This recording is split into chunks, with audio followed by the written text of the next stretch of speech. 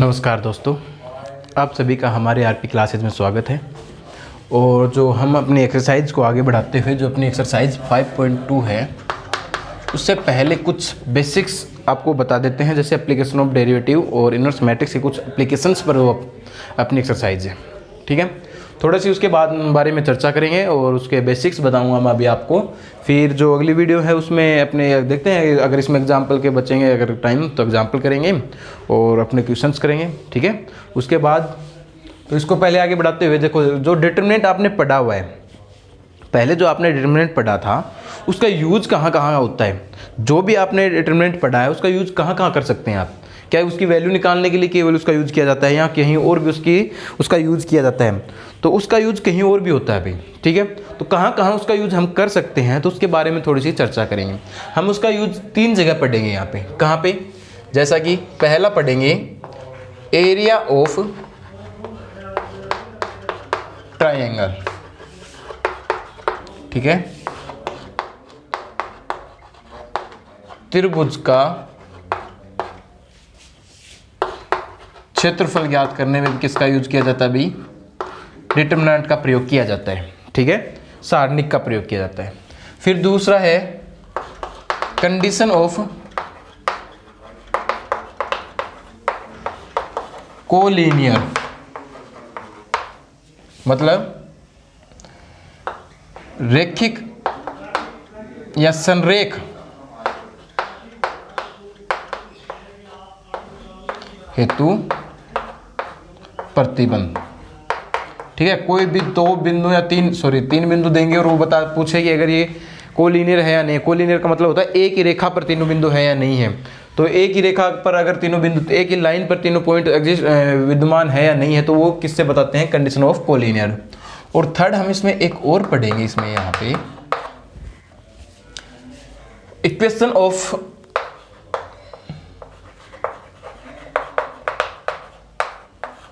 Line, रेखा का समीकरण। रेखा का समीकरण ज्ञात करने के लिए भी हम डिटरमिनेंट का प्रयोग करते हैं। किस प्रकार से करते हैं वो सभी आपको बताऊंगा मैं भी, है ना। तो ये 3 हम यहाँ पे इसके बारे में पढ़ेंगे। 3 जो एप्लीकेशन है किसके? डिटरमिनेंट के, वो पढ़ेंगे हम यहाँ पे। ठीक है, सबसे पहला एरिया ऑफ ट्राइंगल। तो किसी भी त्रिभुज का, किसी भी ट्राइंगल का जो हम एरिया है वो फाइंड कर सकते हैं किसकी हेल्प से? जो अपना डिटरमिनेंट है उसकी हेल्प से। यदि कोई एक ट्राइंगल है, मान लो ये कोई भी एक ट्राइंगल है, ठीक है, अगर यहाँ पे इसका जैसे पॉइंट, इसके वर्टेक्स, इसके जो शीर्ष हैं उसके मान लो x1 y1, x2 y2 और अगर x3 और y3 ये इसके वर्टेक्स हों, शीर्ष हों, तो हम अगर इसका एरिया फाइंड करना चाहें, इसका जो एरिया होगा, क्षेत्रफल होगा, वो कितना हो जाएगा? तो वो होता है 1/2 और determinant 1 1 1 x1 y1, x2 y2, x3 और y3, सभी के सभी शीर्ष रख देंगे, यहाँ पे वर्टेक्स रख देंगे। और जो ये डिटरमिनेंट बनता है इसको सोल्व करेंगे तो ये किसके बराबर आता है?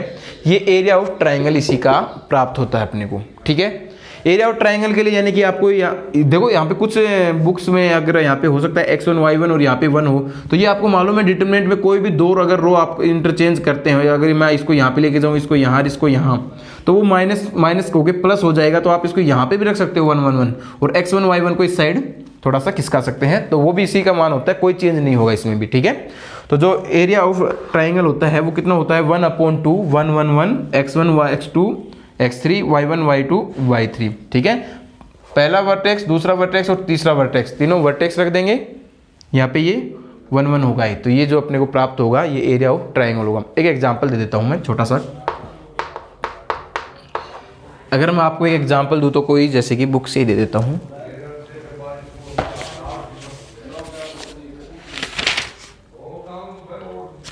चलो, अगर कोई वर्टेक्स है, यदि मान लो कोई भी एक त्रिभुज है अपने पास जिसके वर्टेक्स दिए गए हैं -3 3, शीर्ष जो दिए गए हैं ये दिया गया है 2 और 3 और ये मान दिया गया है 2 और -2। अगर आपको ये मान ज्ञात करना हो, इसका एरिया फाइंड करना हो, तो कैसे फाइंड करेंगे आप? तो इसका एरिया फाइंड करने के लिए सिंपली आप 1 1 1 लिखो। ठीक ठीक है। तीनों वर्टेक्स रख दो, पहला वर्टेक्स है -3 3, दूसरा वर्टेक्स है 2 3, तीसरा वर्टेक्स है 2 -2, ये रख दो और इसकी वैल्यू निकालो। जो वैल्यू आएगी वो क्या हो जाएगा, इसका एरिया हो जाएगा। तो यहाँ से जब मैं इसकी वैल्यू निकालूंगा तो ये कितना हो जाएगा, यहाँ से देखो 1, एक्सपेंशन कर दूँ कितना आएगा, तो यहाँ से जो वैल्यू आएगी इसकी कितनी आ जाएगी भाई, यहाँ से -4 और -6 यानी -10, -3 यानी कि +3 हो जाएगा। इसको रफ किया -2 -3 यानी कितना हो जाएगा, -5, फिर है +3, कितना बचेगा भाई यहाँ से 2 -2 यानी कि 0, ठीक है। तो ये वैल्यू जो आई आपके पास ये -10 +-15, -15 और -10 यानी -25। और आपको पता है एरिया कभी नेगेटिव नहीं होता है, यानी कि जो इसका एरिया है वो है 25 यूनिट, जो भी यूनिट आपको दी गई होगी, सेमी दिया गया है, मीटर दिया गया है, जो भी, ठीक है। तो 25 यूनिट स्क्वायर आएगा आपके पास, ठीक है। तो ये क्या हो जाएगा, इसका यूनिट स्क्वायर होता है एरिया, ठीक है। तो ये क्या हो जाएगा, इसका एरिया आ जाएगा आपके पास, ठीक है। तो यही आपका इसका क्षेत्रफल हो जाएगा। इस प्रकार से आप ज्ञात कर सकते हैं।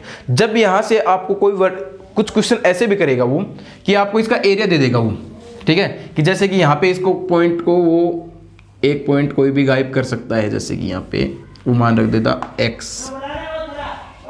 अगर ये 3 पॉइंट हो तो अगर, और इसका जो एरिया है वो 25 हो, तो बताओ कि यहाँ पे इसके x की कितनी वैल्यू आएंगी या x की क्या क्या वैल्यू होंगी।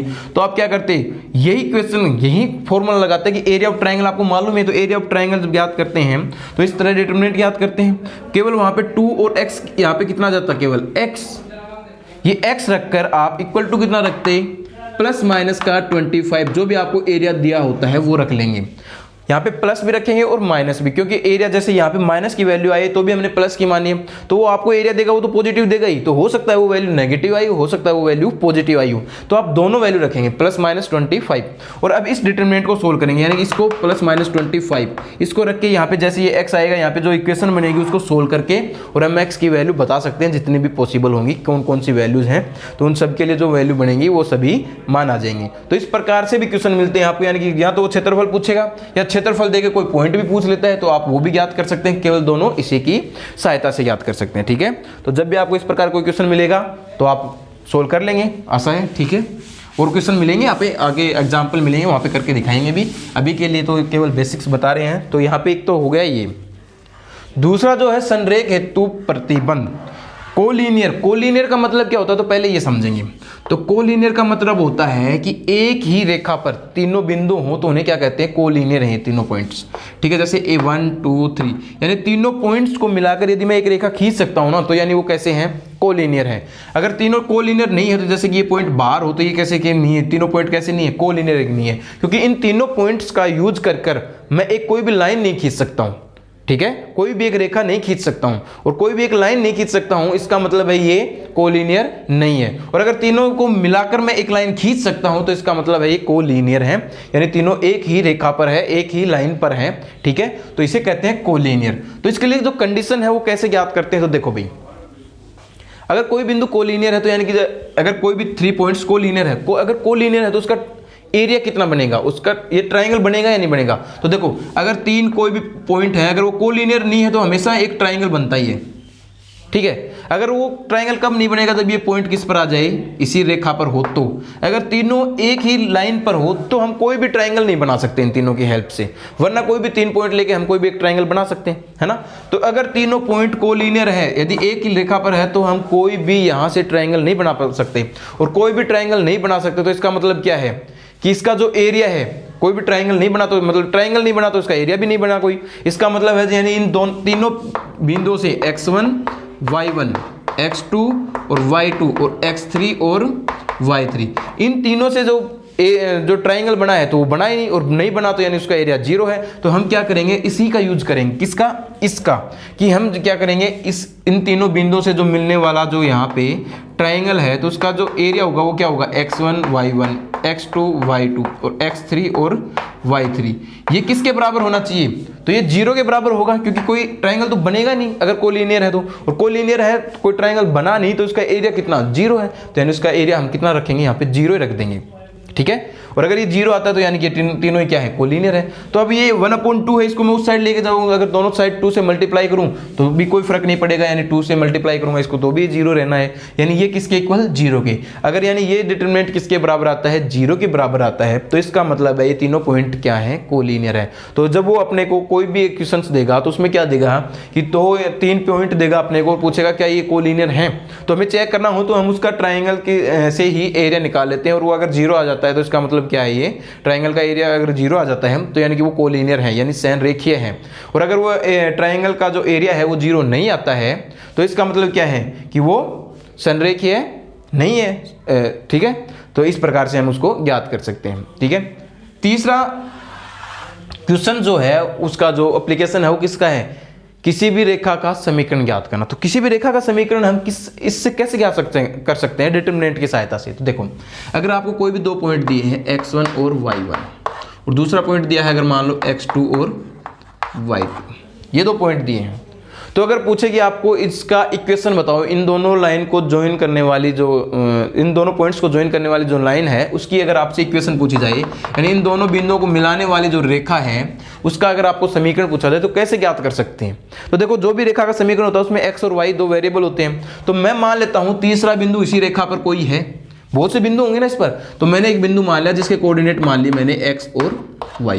अब तीनों पॉइंट कैसे होंगे, कोलिनियर होंगे, और तीनों पॉइंट कोलिनियर होंगे तो यानी कि इसका जो ट्राइंगल जो होगा वो बनेगा ही नहीं, और ट्राइंगल नहीं बनेगा तो यानी इसका एरिया कितना होगा, 0 होगा। यानी कि मैं यहाँ से 1 1 1 फिर वही हेल्प लूंगा x1 y1 x2 y2 और ये x y, इन तीनों का जो एरिया है वो कितना आना चाहिए, यहाँ पे 0 आना चाहिए। तो इसकी सहायता से जब मैं इसको सोल्व करूंगा तो मेरे पास एक इक्वेशन आ जाएगी, और वही इक्वेशन क्या कहलाएगी, इसकी इक्वेशन ऑफ लाइन कहलाएगी। ठीक है, इस रेखा का समीकरण कहलाएगी। तो इस प्रकार से 3 एप्लीकेशन है इसके, किसके, एप्लीकेशन ऑफ डिटरमिनेंट। डिटरमिनेंट के प्रयोग करके हम 3 टाइप के क्वेश्चंस देखेंगे। पहला यहाँ से ट्राइंगल का एरिया निकालना, दूसरा यहाँ पे कंडीशन, प्रतिबंध ज्ञात करना कि वो कोलिनियर है या नहीं है, तो इसका एरिया कितना होना चाहिए, 0। और तीसरा हम 2 लाइन को मिलाने वाली रेखा का समीकरण ज्ञात करेंगे। तो जब 2 लाइन को मिलाने वाली रेखा का समीकरण ज्ञात करेंगे उसी पर हम तीसरा बिंदु मान लेंगे x और y, और यहाँ से जो इनका एरिया हो किसके बराबर रख देंगे, 0 के बराबर। तो यहाँ से जो सोल्व करने पर एक इक्वेशन आएगी, वही इक्वेशन क्या बन जाएगी, line of equation of line बन जाएगी। ठीक है, जिसको हम सोल्व कर लेंगे। तो ये तो है आप हमारे पास एप्लीकेशन ऑफ डिटरमिनेंट। अब हम दो टाइप के यहाँ पे इनवर्स मैट्रिक्स के भी, या मैट्रिक्स का बोल दो, एप्लीकेशन भी पढ़ेंगे, तो थोड़ा सा उसके बारे में भी चर्चा करते हैं। ये तो समझ में आया ही होगा, ठीक है, तो उसके बारे में थोड़ी सी चर्चा करते हैं।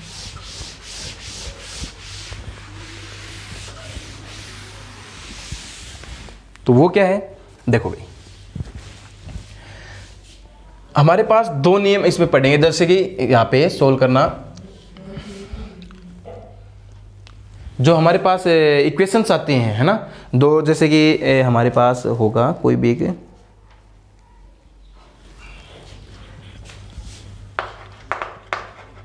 लीनियर इक्वेशन,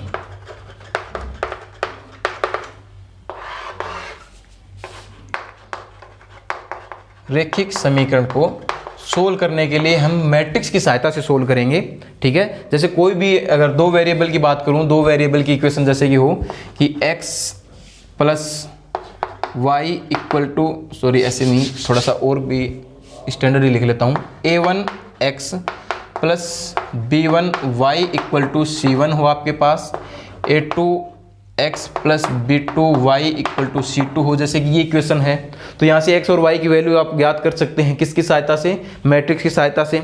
या फिर अगर आपके पास 3 वेरिएबल में हो तो जैसे कि a1x plus b1y plus c1z equal to कितना, d हो, या a2x plus b2y plus c2z ये कितना हो आपके पास, d2 हो, ये d1 हो मान लो, और a3x plus b3y plus c3z कितना हो आपके पास, d3 हो। 3 वेरिएबल में ले लो कोई भी इक्वेशन, इस प्रकार की 2 इक्वेशंस मिल सकती है आपको, या 2 वेरिएबल में मिल जाएगी, जैसे कि 3 वेरिएबल में है x, y और z में, ये 2 वेरिएबल में है x और y में। इनको कैसे सोल्व कर सकते हैं तो वो थोड़ा सा हम यहाँ पे सीखेंगे, किसकी सहायता से, कौन सा मेथड, क्रैमर नियम से, क्रैमर नियम से। ठीक है,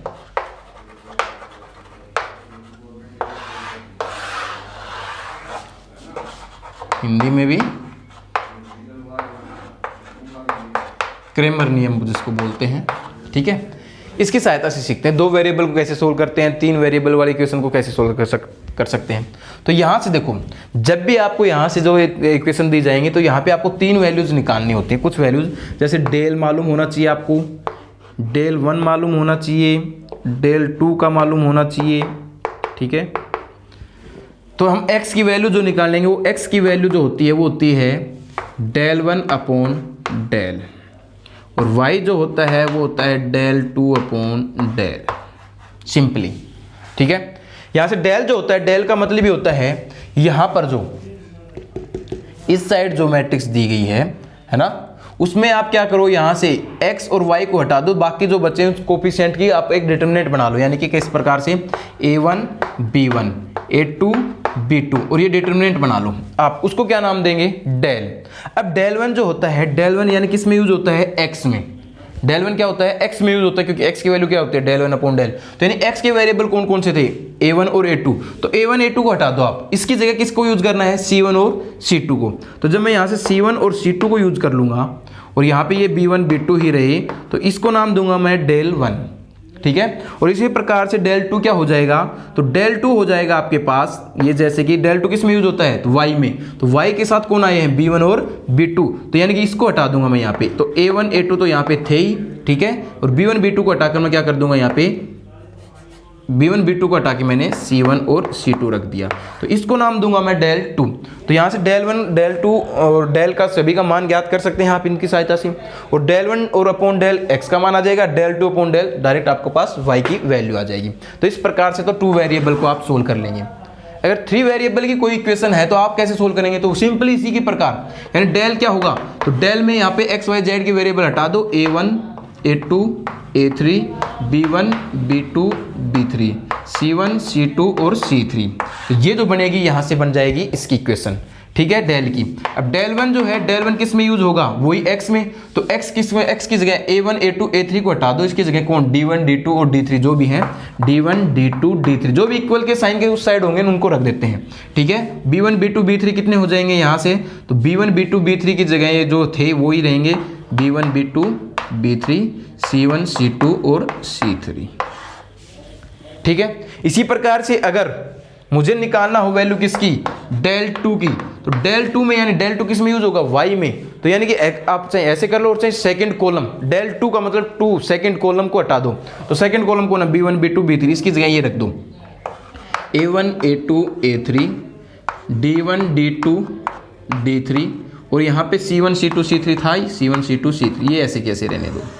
इसी प्रकार डेल 3 भी चाहिएगा इसमें, क्योंकि z वेरिएबल और चाहिए अपने।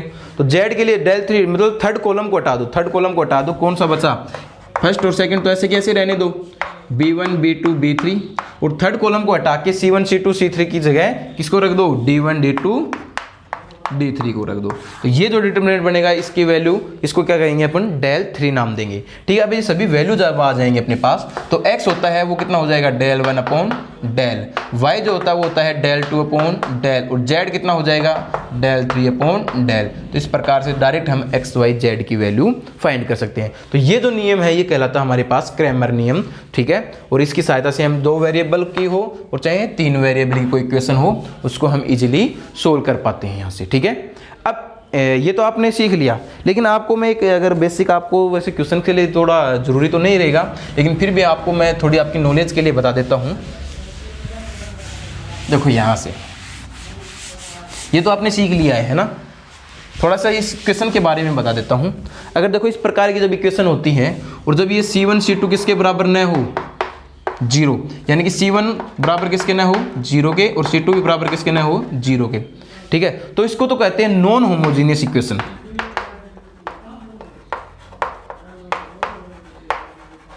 ठीक है। और यदि c1 c2 किसके बराबर हों, 0 के, तो इसको कहते हैं होमोजीनियस इक्वेशन।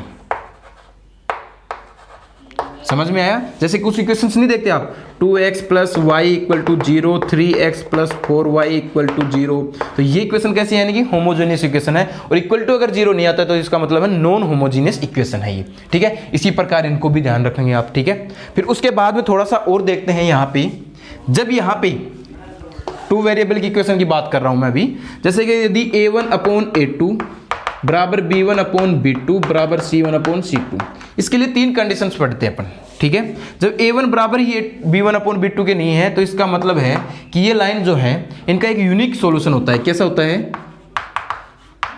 यूनिक सॉल्यूशन, यानी कि अद्वितीय हल होता है। कैसा होता है? अद्वितीय हल, ठीक है। इसका मतलब ये जो लाइन होती हैं ये एक दूसरे को कहीं ना कहीं ऐसे कट करके चली जाती हैं, ठीक है। अगर यहाँ पे a1/a2 तो बराबर है किसके? b1/b2 के, लेकिन c1/c2 किसके बराबर नहीं है? इन दोनों के बराबर नहीं है ये रेशियो, तो हम इसको बोलते हैं नो सॉल्यूशन, यानी इसका कोई भी हल विद्यमान नहीं होगा। यानी ये रेखाएं इस प्रकार से, कुछ इस प्रकार से होंगी, यानी कहीं भी एक दूसरे को ये कट नहीं करती है, ठीक है। तो ये क्वेश्चन जो होती है, ये रेखाएं, ये क्या कहलाती हैं? इनको हम अगर बोलना चाहिए तो दूसरी भाषा में हम इसको क्या बोलते हैं? जैसे कि इसको तो, इस इक्वेशन को तो हम बोल देते हैं कंसिस्टेंट इक्वेशन, ठीक है। और इसको हम बोलते हैं इनकंसिस्टेंट इक्वेशन,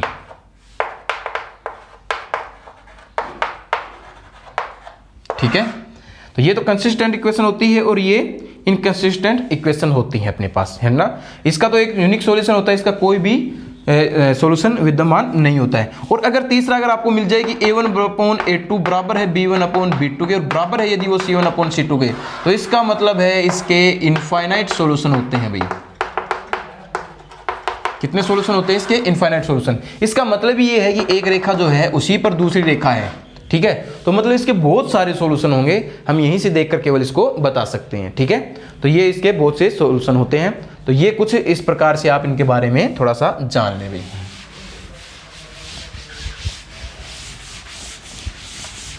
उसके बाद इसके लिए भी बताऊं थोड़ा सा, ये दो 3 वेरिएबल वाली थी, इसमें यदि डेल किसके बराबर आ जाएगी? बराबर नहीं आई, 0 के। अगर डेल किसके बराबर नहीं आता है? 0 के, तो इसका मतलब तो ये कैसी इक्वेशन है? इसके तो यूनिक सॉल्यूशन है, ठीक है, अद्वितीय हल है। यदि डेल किसके बराबर आ जाए? 0, तो 2 कंडीशंस बनती हैं अपने पास। क्या?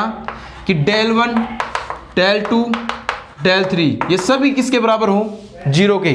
तो इसका मतलब तो इसके इनफाइनाइट सॉल्यूशन है।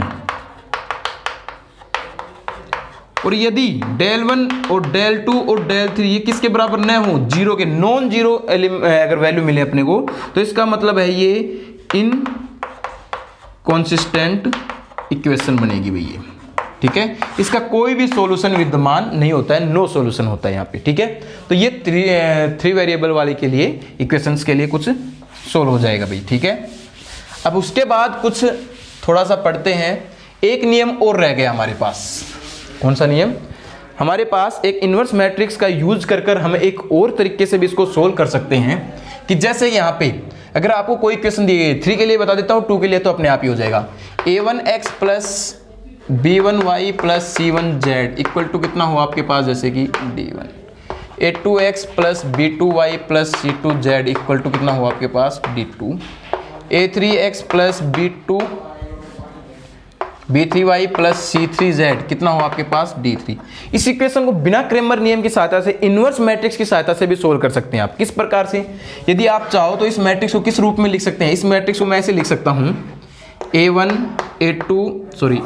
b1 b2 a2 b2 c1 a1 a2 c2 a3 b3 और c3, और इसको मल्टीप्लाई कर देता हूं मैं x y और z से।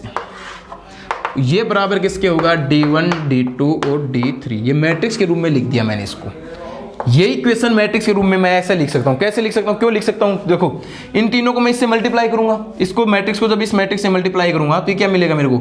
ये यानी कि a1x plus b1y plus c1z, ये तो बनेगा प्लस, इक्वल टू किसके? d1 के, इक्वल टू d1 के। जब इस सेकंड रो को मैं फर्स्ट कॉलम से मल्टीप्लाई करूंगा तो बनेगा मेरे पास a2x plus b2y plus c2z equal to किसके? यहाँ पे इसके d2 के। तो ये इक्वेशंस तो बनेगी मेरे पास वापस, यानी इनको मैं मैट्रिक्स के रूप में लिखना चाहूँ तो ऐसे लिख सकता हूँ, ठीक है। अब इस मैट्रिक्स के रूप में लिखने के बाद यदि मैं इसको मान लेता हूँ A मैट्रिक्स, इसको मान लेता हूँ मैं कैपिटल X मैट्रिक्स, और इसको मान लेता हूँ मैं यदि मान लो कैपिटल B मैट्रिक्स, ठीक है, मुझे क्या चाहिए, एक्स वाई जेड की वैल्यू चाहिए, मतलब मुझे एक्स की वैल्यू निकालनी है, एक्स की वैल्यू फाइंड करनी है। तो एक्स की वैल्यू मैं कैसे फाइंड कर सकता हूं कि मैं क्यों ना यहां से, मैंने इसको लिखने का मतलब हो गया, मैं a गुणा एक्स किसके इक्वल है, b के इक्वल है, ये तो लिखा है मैंने मैट्रिक्स, ये मैट्रिक्स है, ठीक है। अब क्यों ना मैं दोनों तरफ a इनवर्स से मल्टीप्लाई कर दूं, यदि मैं इसको a इनवर्स से मल्टीप्लाई कर देता हूं, a inverse a into x equal to a inverse b हो जाएगा। यहां से a गुना a इनवर्स क्या होता है, आइडेंटिटी मैट्रिक्स, यानी आइडेंटिटी मैट्रिक्स गुना x equal to a inverse b बन जाएगा। और ये किसी भी मैट्रिक्स को यदि आइडेंटिटी मैट्रिक्स से मल्टीप्लाई करते तो इसका मतलब है x ही, वो किसके बराबर आएगा, a इनवर्स b के बराबर आएगा, किसके बराबर आएगा, a इनवर्स b के बराबर।